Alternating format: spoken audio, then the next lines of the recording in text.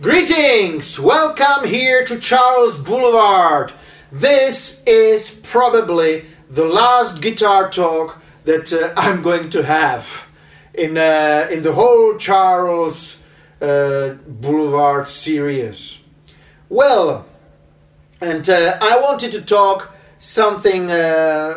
something that is really the most important for me, probably, and that's this kind of guitar. It's a Telecaster, and this is again story of my life. When I was young, I thought that this is the ugliest guitar in the world, and now I'm thinking that this is the most beautiful guitar in the world, and it gives me a lot of pleasure when I play it, because it's just that's it, you know. This is my kind of guitar, simple as it is, beautiful, and it's probably exactly how it should be made. It's not that comfortable, and this is it, because when you're playing the guitar on stage, sometimes it's not about comfort. It's about, you know, fighting a little bit, and this is exactly the weapon. It works. This one was built for me by a luthier who died a couple of years ago, unfortunately, but was one of the best guitar makers and Telecaster specialist here in the Czech Republic. And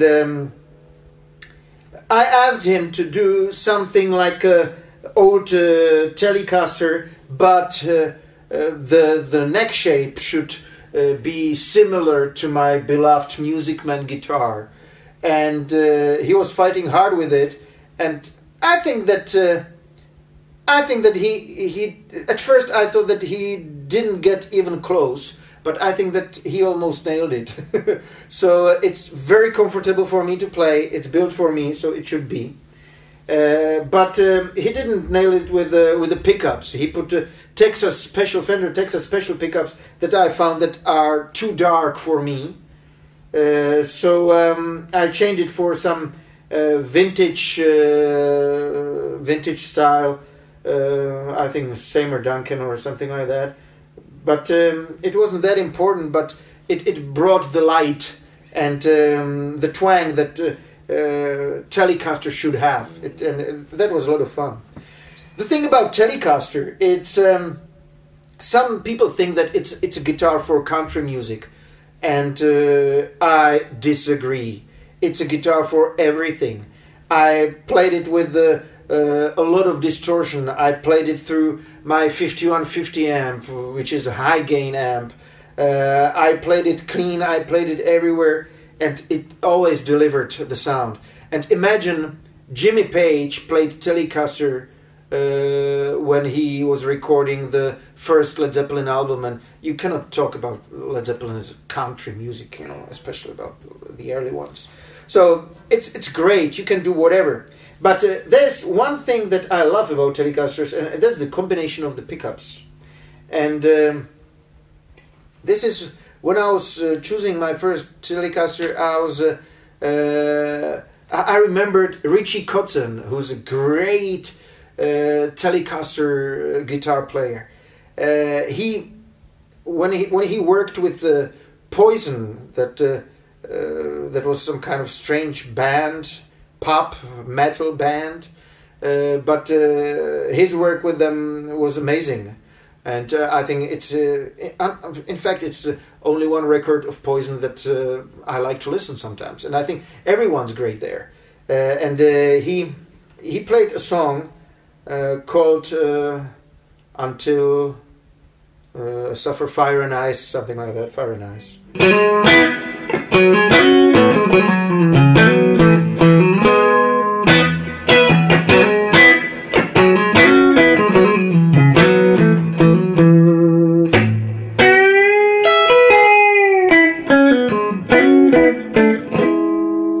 Well, and this is the lick that I always play when I try Telecaster, because this is my favorite Telecaster lick. So you could hear it here. We can put the different wiring of those two pickups.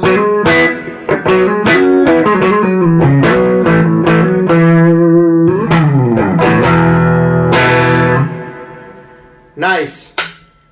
So this is my #1 Telecaster, but it's a little bit kind of I would say rough animal. So I use it in Where It Hurts for the main riff, because that's the beast that is out there. But for another song, See You Again, I'm using this beautiful Magneto T-Wave, which is a Telecaster in fact, but instead of the neck pickup, typical Telecaster pickup, it has P90. Well, that's fantastic, and those are Lawler pickups. They sound amazing. So just listen to this Richie Kotzen lick.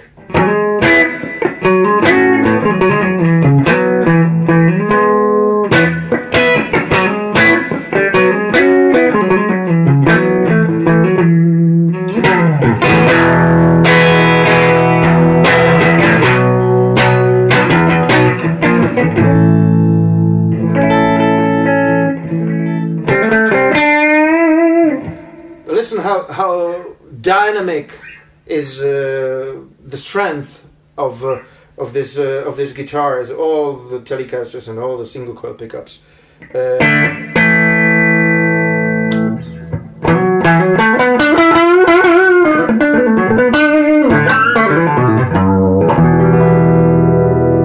Very clean, and when we play.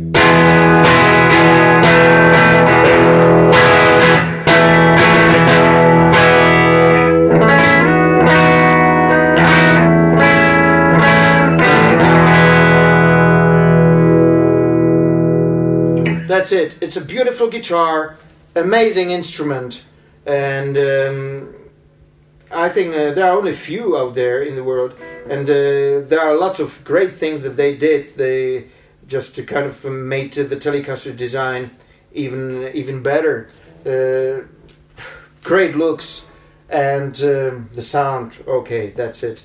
So these two Telecasters are in fact my main weapons for the rhythm guitars, because this makes the heavy button, the heavy rhythm. And live, I'm using this one because it has another advantage. I used to have a guitar that was a hybrid electric and acoustic guitar, and I kind of lost it. So I said, okay, I have to find another solution. So I asked one luthier to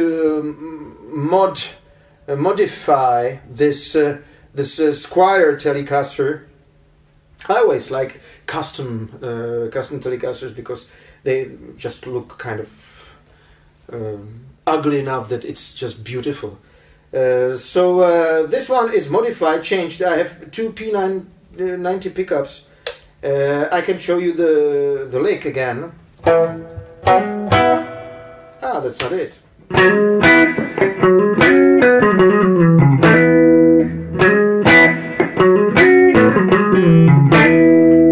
Again, the same thing, but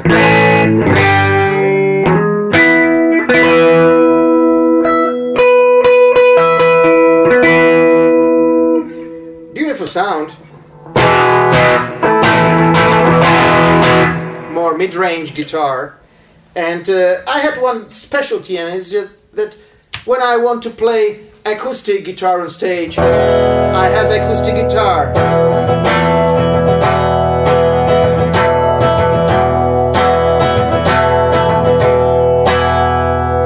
And the great thing about it that I can play both guitars at once.